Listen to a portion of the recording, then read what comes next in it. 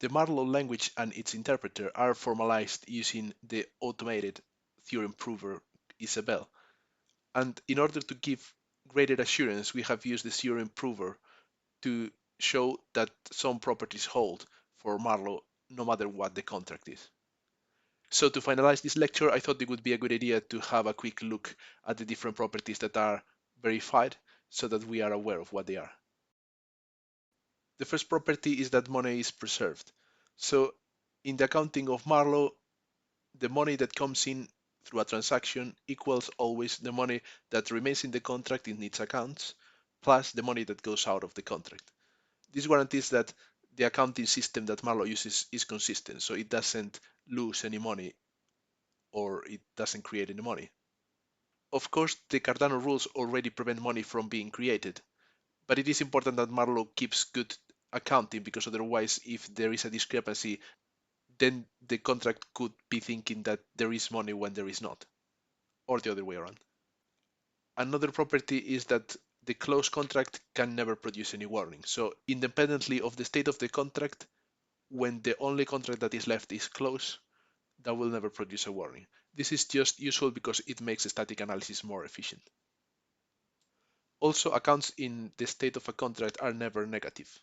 This ensures that the accounts don't affect each other. Like we said before, if there is not enough money to pay from the account you are trying to pay, then we are paying just the amount that is in the account. Another optimization is that empty accounts are removed from the state, so it provides a smaller state to keep on chain. A more interesting property is that after a transaction, Marlowe remains in a state which is called quiescent. And quiescent means that the contract is either closed and there are no money left in the accounts, or the root construct of the contract is when. We mentioned before that Marlowe allows several inputs per transaction, but we have also proven that even though you can combine several inputs in a transaction, if you do them separately in several transactions, that from the point of view the Marlowe semantics is equivalent. And also every contract has an expiration time.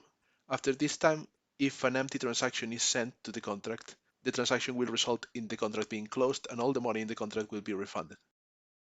And lastly, there is a bound to the number of transactions that can happen through the life of a contract. This makes sense if you think about it, because each when can only take one input, and all transactions have to reduce the size of a contract. So at maximum you can have one transaction per when, and by then the contract will be closed.